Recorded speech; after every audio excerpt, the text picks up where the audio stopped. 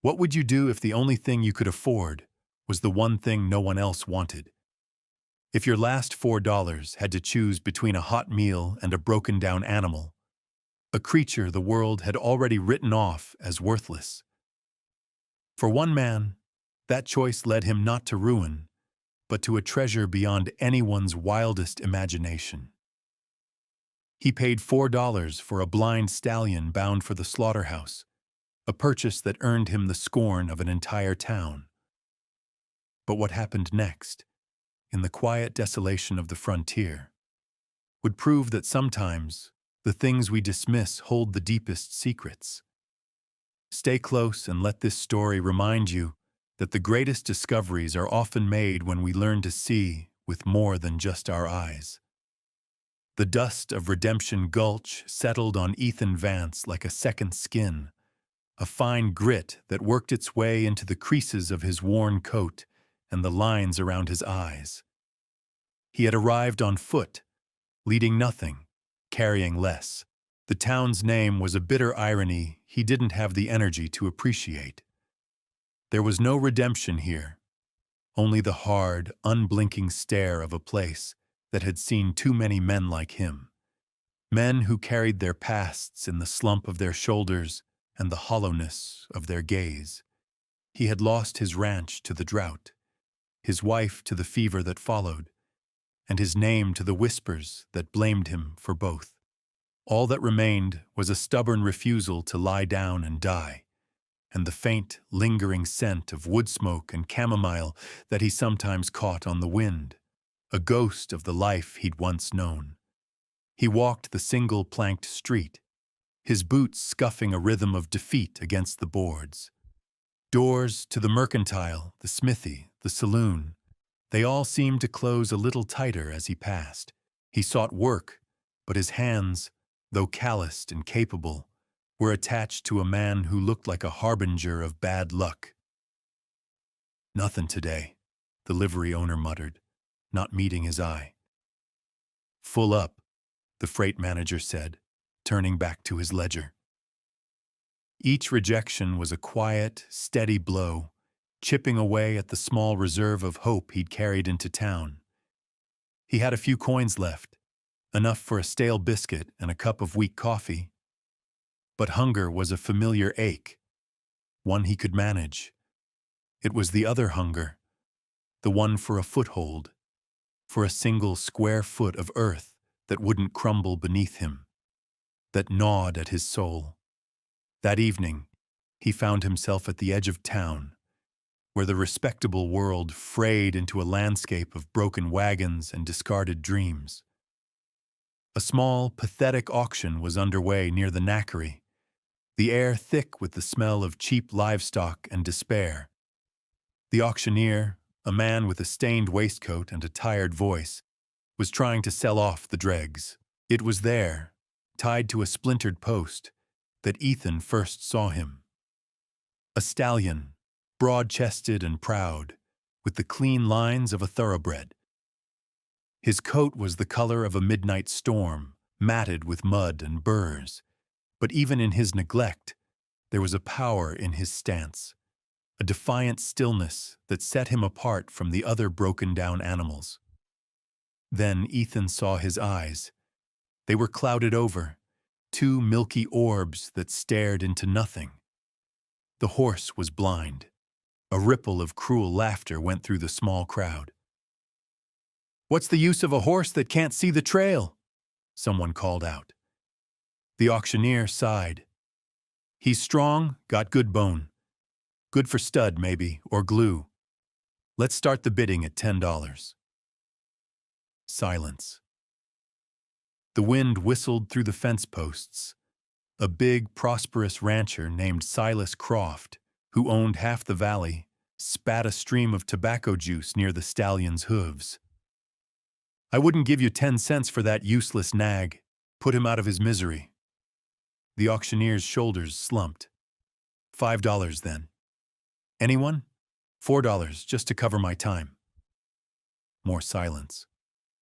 The stallion stood unmoving, his head held high as if he could hear every word and refused to let it touch him. In that moment, Ethan saw not a useless animal, but a reflection of himself, discarded, damaged, but with an unbroken spirit. He felt the 4 heavy dollar coins in his pocket. They were his last. He stepped forward, his voice raspy from disuse. $4. The auctioneer's head snapped up. The crowd turned to stare.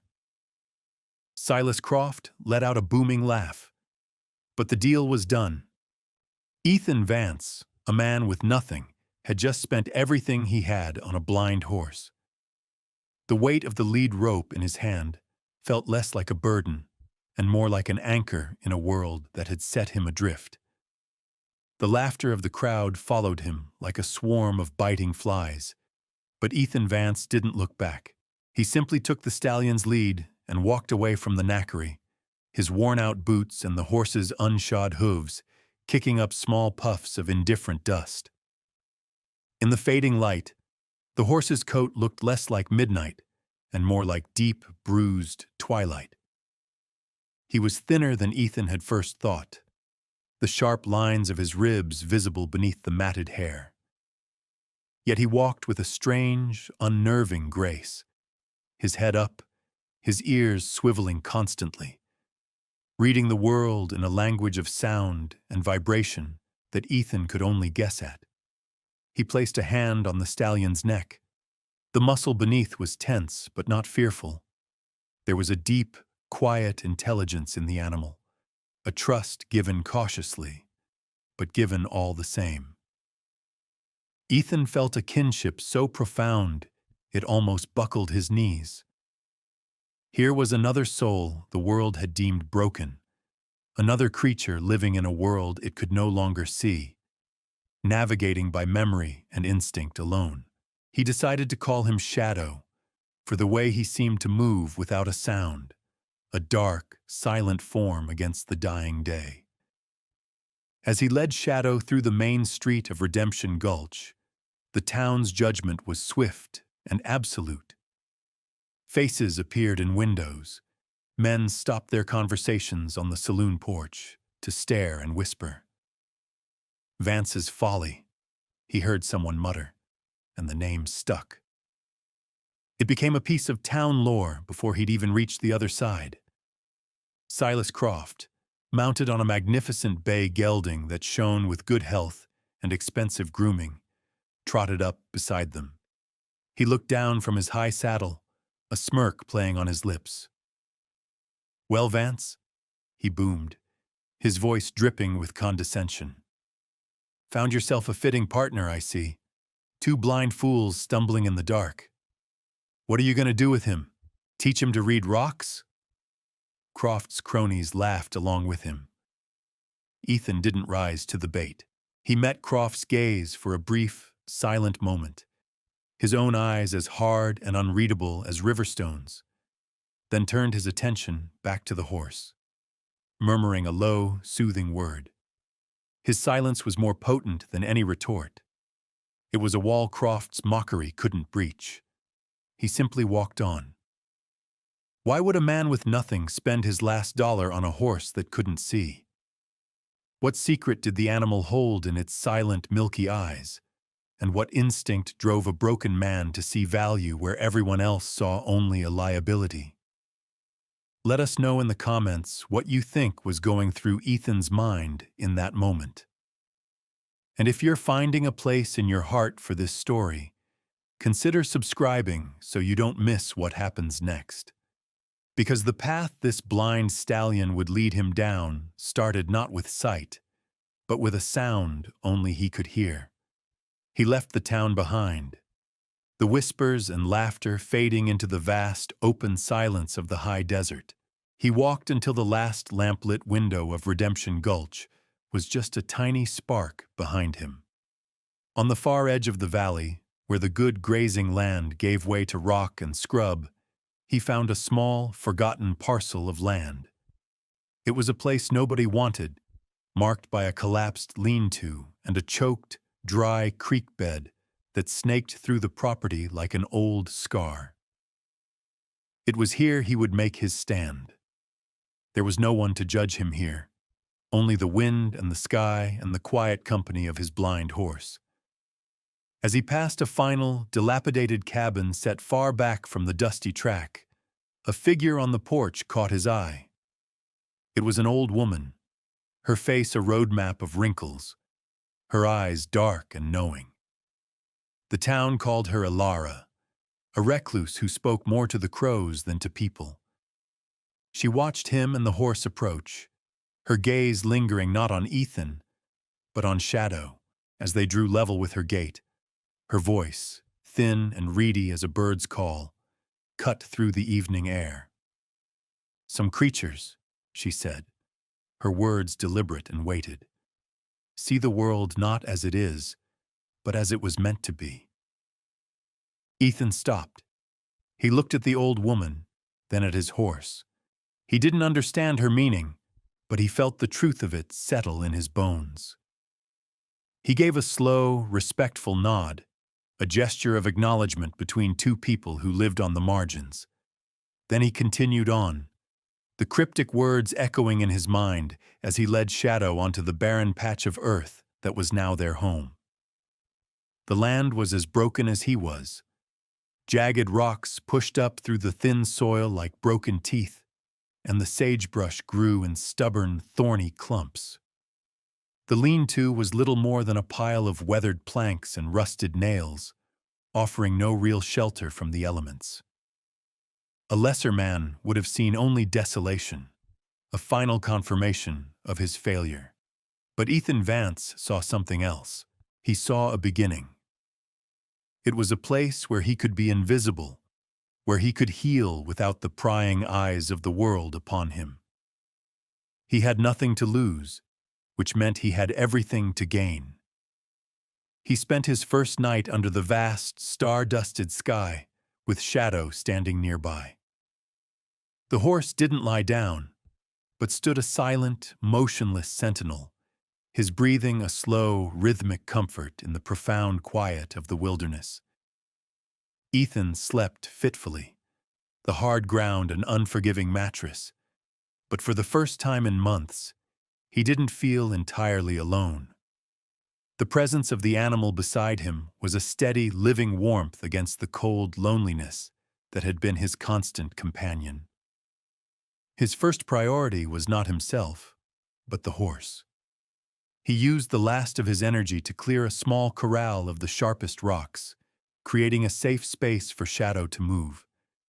He had no money for oats or hay, so he spent hours gathering what little hardy grass he could find, growing in the crevices of the creek bed. He'd learned from his father long ago that you care for your animal before you care for yourself, a principle that was etched into his very being.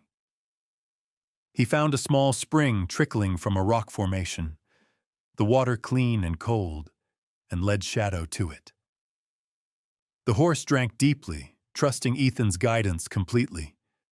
Days were spent in a simple, grueling routine.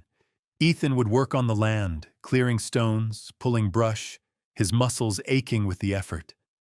Shadow would stand nearby, his blindness making him a passive observer, yet his presence was a constant motivation. Ethan began talking to him, not out of foolishness, but out of a deep-seated need for connection. He told the horse about his wife, Sarah, about the color of her eyes and the way she used to hum when she worked in her garden. He spoke of his old ranch, the rolling green hills that were now just a painful memory. The horse would listen, his ears twitching, occasionally turning his head as if to catch every word. It was in these quiet moments of shared existence that Ethan began to notice the true nature of Shadow's senses. The horse's hearing was unnaturally acute. A rockslide miles away would cause his ears to pivot long before Ethan heard the faint rumble. The cry of a hawk circling high overhead would make him lift his head, tracking its movement across the sky as if he could see it perfectly. He navigated their small, rocky camp with an eerie precision, never stumbling, never misjudging a distance. He seemed to have a mental map of the terrain, one he updated with every shift of the wind and every crunch of gravel underfoot. He was not a disabled creature. He was differently abled, his remaining senses heightened to a degree that was almost supernatural. It was a humbling realization. Ethan had bought the horse out of pity, out of a sense of kinship with another broken thing. But as he watched Shadow move through their shared world, he began to suspect that it was the horse who was the whole one, and he who was blind to the deeper truths of their surroundings. The world was speaking in a language he had forgotten how to hear, but Shadow understood every word. A week bled into the next, marked only by the rising and setting of the sun. Ethan's hands grew raw, then healed into a tougher layer of callus. His body, once weakened by grief, grew lean and hard with labor. He had managed to trade a day's work clearing a path for a neighboring homesteader, a man as poor and reserved as himself, for a sack of flour and some beans. It was meager sustenance, but it was enough. Throughout it all, Shadow was his shadow, a constant, quiet companion. It was during one of these long, monotonous evenings that the horse's strange ritual began. As the sun dipped below the western ridge, painting the sky in fiery strokes of orange and purple, Shadow would stop whatever he was doing, be it grazing on sparse grass or dozing in the sliver of shade cast by a large boulder, and walk with deliberate steps to the far end of their small property. He would always stop in the exact same spot, a flat, dusty patch of ground right before a sheer rock face that formed the northern boundary of the land. There, he would stand perfectly still, his body aligned with the rock, and lower his head until his muzzle was just inches from the ground. His ears, those incredible instruments of perception, would angle forward, twitching minutely, aimed directly at the base of the stone wall. He would stay like that for 10, sometimes 15 minutes, as motionless as a statue carved from obsidian. He seemed to be listening, not to the world outside, but to something deep within the earth itself. The first few times it happened, Ethan paid it little mind. Animals had their quirks, their strange habits born of instinct and repetition. He thought perhaps the horse was sensing water deep underground, or maybe the vibrations of some nocturnal creature burrowing beneath the surface. He went to the spot himself, knelt down, and pressed his own ear against the cool, rough surface of the rock. He heard nothing. There was only the low moan of the wind coursing through the valley and the faint, high-pitched ringing of his own exhaustion. He patted Shadow's neck, murmured, "Nothing there, boy," and led him back toward their camp. But the horse was insistent. Every single evening, without fail, as the light began to fade, he would repeat the journey. The ritual never varied by an inch or a second. It was precise, methodical, and deeply focused. Ethan started to watch more closely, his curiosity piqued by the animal's unwavering conviction. This was not a random act. It was intentional. There was a purpose to it that he couldn't yet fathom.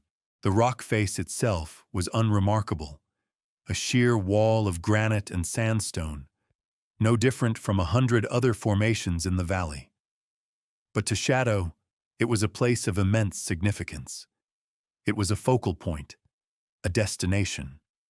One evening, a coyote howled from a nearby ridge, a sound that usually sent Shadow's ears swiveling in its direction. But while he stood at his listening post, he didn't even flinch. His entire being was concentrated on the silent rock in front of him. What was he hearing? What secret did the earth hold in this one specific place that only a blind horse could perceive? The question settled in Ethan's mind, a small, persistent seed of wonder. He didn't have an answer, but for the first time in a long time, he felt the stirrings of something other than loss. He felt a mystery beginning to unfold, The seed of wonder planted by Shadow's ritual began to grow. Ethan's life was still a matter of pure survival, a daily struggle for calories and warmth. But now it had a new focus. His labor, once a simple act of clearing land, became an investigation. He started working his way methodically across the property, moving from the collapsed lean-to toward the rock face at the northern edge. Each stone he moved, each root he tore from the dry soil, felt like turning a page in a book he didn't know he was reading. Shadow was always there, a silent supervisor. The horse would stand off to the side, out of the way of the swinging pickaxe and the flying debris, his posture calm and patient. But Ethan noticed that as his work brought him closer to the mysterious rock wall, Shadow's demeanor would shift subtly. The horse would become more attentive, his stillness charged with a kind of anticipation. His ears would remain fixed on the spot where Ethan was digging, tracking the sound of his tools striking the earth.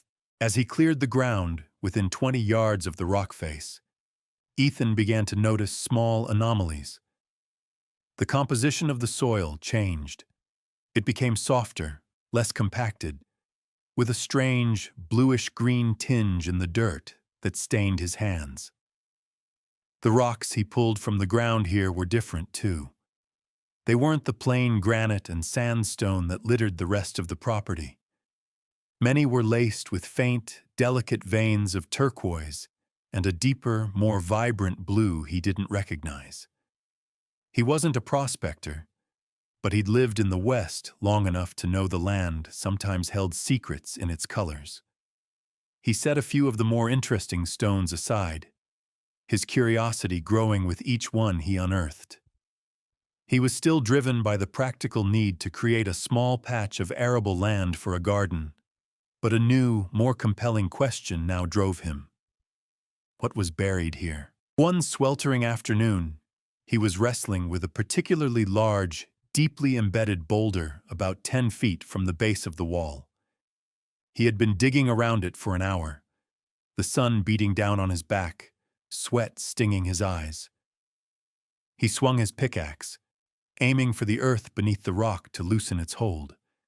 Instead of the familiar grating crunch of steel on stone, the tool hit with a dull, resonant thud.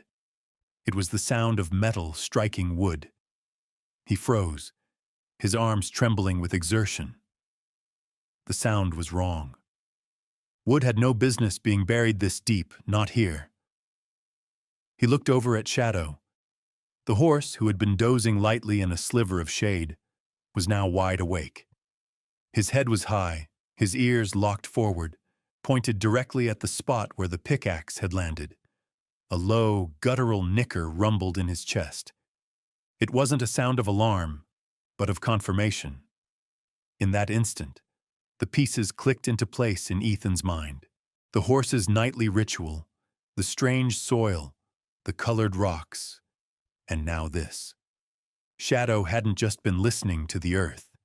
He had been listening to this. He had been guiding Ethan to this exact spot all along, with a patience and wisdom that defied all logic. A surge of adrenaline cut through his fatigue. He dropped to his knees and began to dig with his bare hands, clawing at the dirt around the point of impact, his heart hammering against his ribs. The earth was about to give up its secret. The sun began its slow descent, but Ethan barely noticed. He worked with a feverish intensity, his earlier exhaustion forgotten. He scraped away the dirt and rock, revealing the source of the thud. A heavy, rough-hewn wooden beam, its surface dark and warped by time and moisture. It wasn't just a random piece of timber. It was part of a larger structure. Following its line, he dug a trench, his hands raw and bleeding, his muscles screaming in protest. He unearthed another beam, then another, forming a crude, rectangular frame.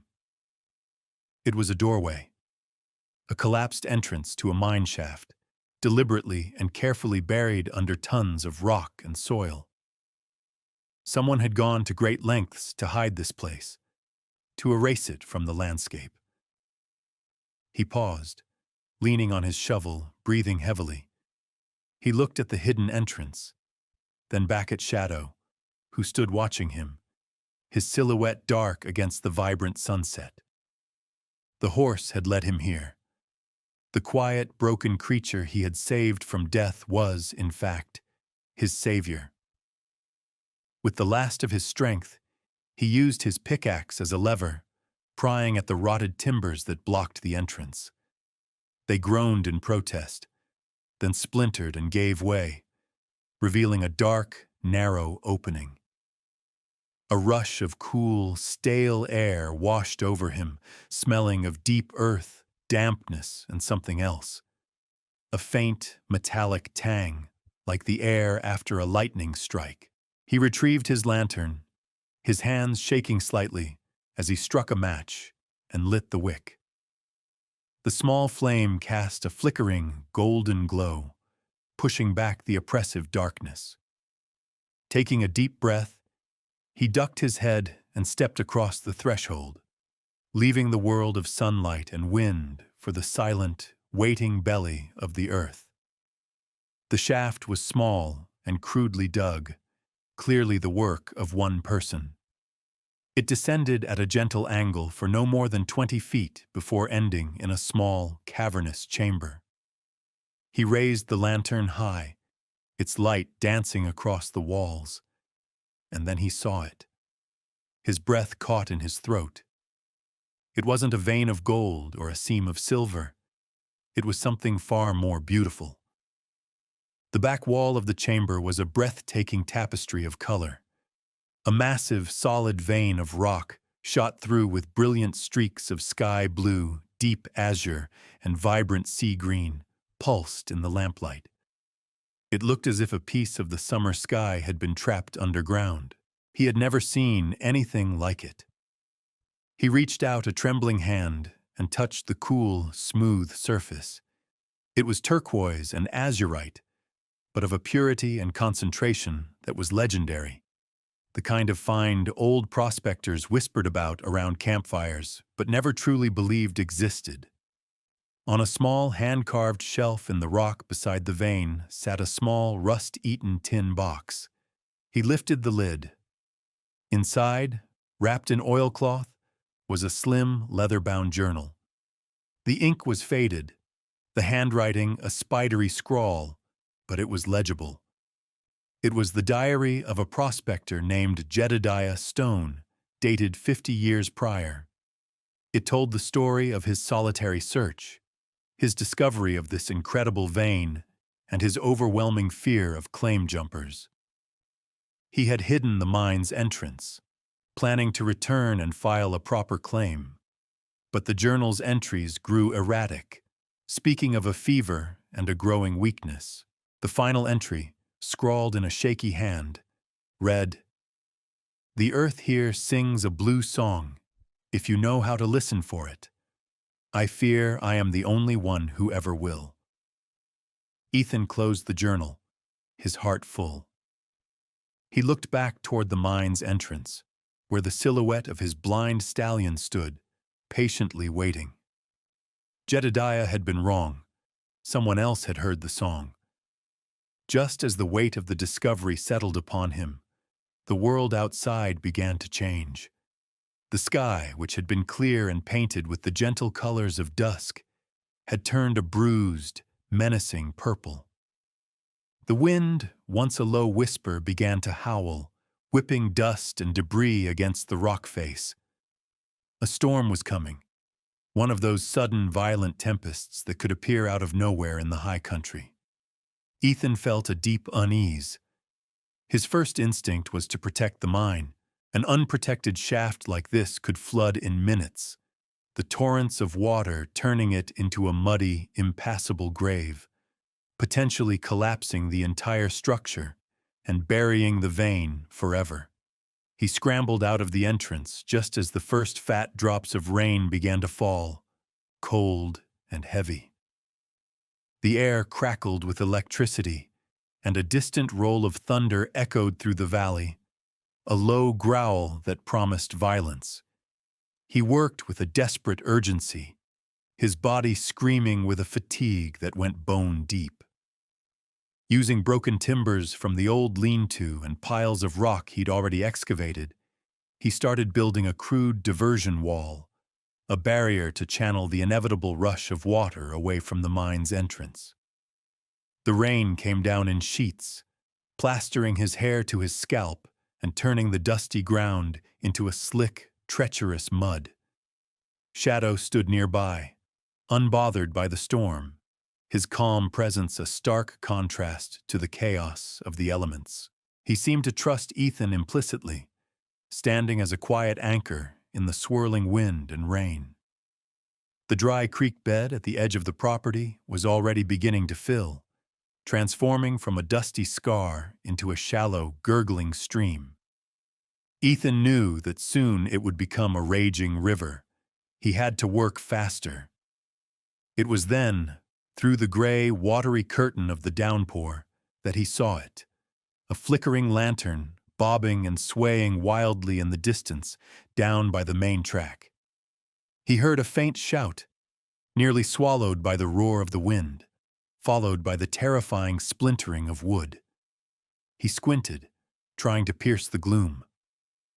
A wagon, caught in the flash flood that was now consuming the road, had overturned. He didn't hesitate. The mine, the treasure, all of it faded into the background. There were people in trouble. He grabbed his lantern and called to Shadow, his voice tight with urgency. "Stay here, boy." The horse let out a soft whinny, as if in understanding. Ethan slid and scrambled his way through the mud and rising water toward the wreck. He found a horrifying scene. A heavy farm wagon lay on its side, one wheel shattered.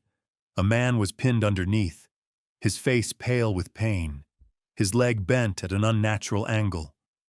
A woman, clearly pregnant, was trying frantically to free him, while a small child, no older than 4, sat crying in the mud, soaked and terrified.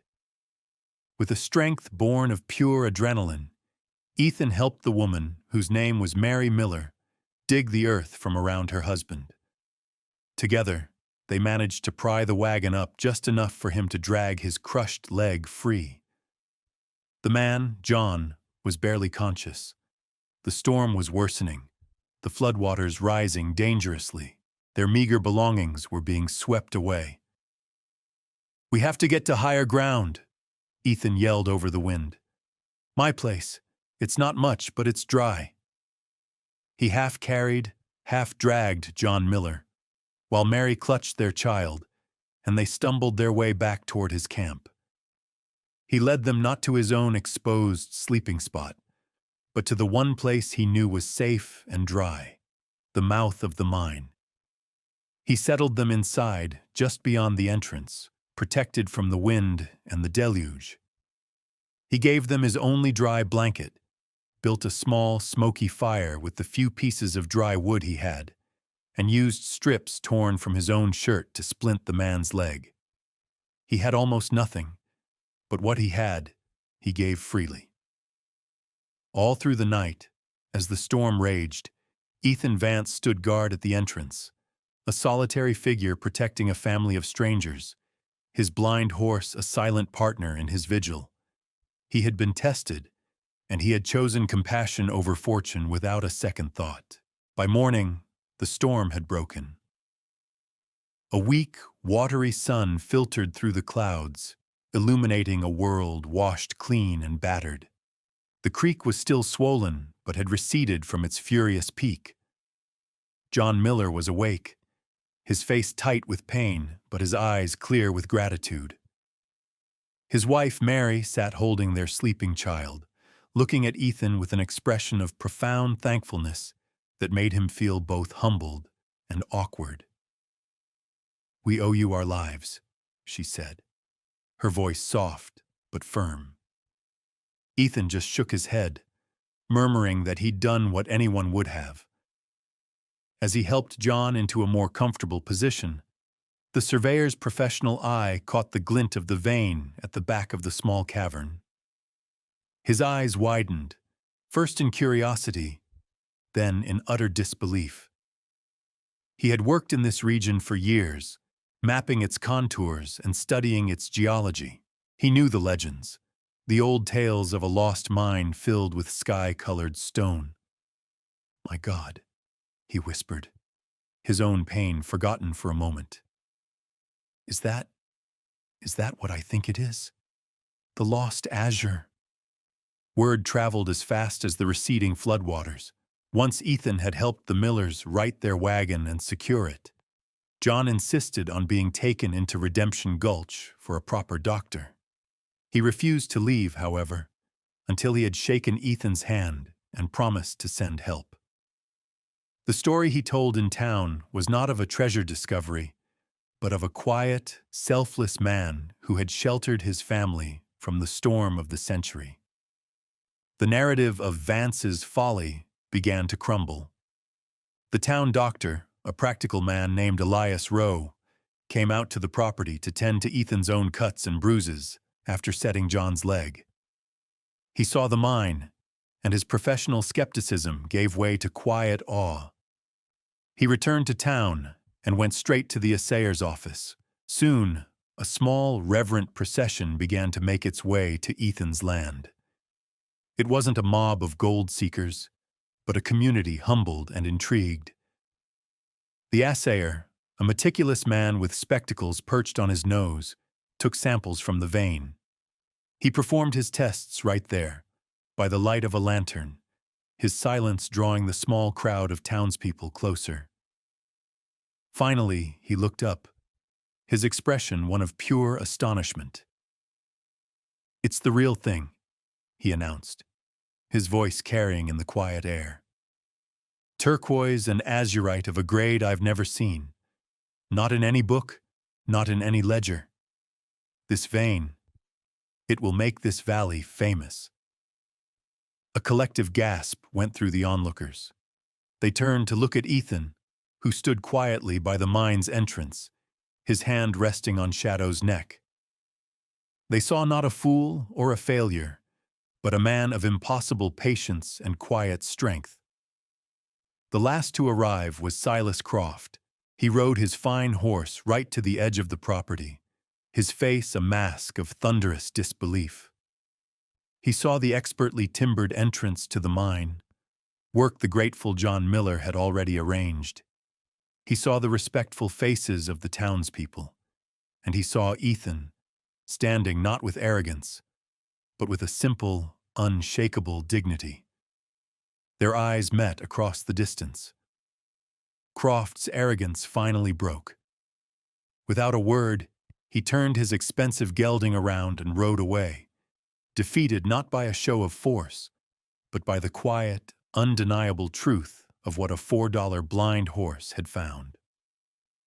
The light of late afternoon slanted across the valley, turning the dust to gold and the distant mesas to shades of amber and rose. A sense of peace had settled over the small patch of land that Ethan Vance now called home. The mine was registered, the claims secured. John Miller, his leg healing, had used his surveyor's knowledge to ensure every legal requirement was met, his gratitude taking the form of meticulous paperwork. A steady stream of visitors had come and gone, geologists from distant cities, investors with quiet offers, and journalists eager for the story of the blind stallion and the lost mine. Ethan had met them all with the same quiet courtesy and an unwavering refusal to sell. He wasn't interested in their money. He was interested in stewardship. His one true friend from his old life, a freighter named Ben, had arrived with a wagon full of proper tools and supplies, having heard the news from a traveler. Ben was a plain-spoken man who had never lost faith in Ethan. He now stood beside him, looking at the mine entrance. "Never doubted you, Ethan," Ben said, clapping him on the shoulder. "Not for a minute. So what's the plan? You're the richest man in this territory now. Gonna build a mansion?"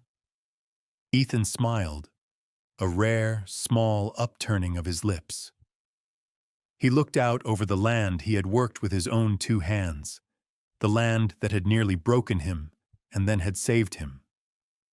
Shadow stood beside him, as he always did, his head resting gently on Ethan's shoulder in a familiar gesture of affection and trust.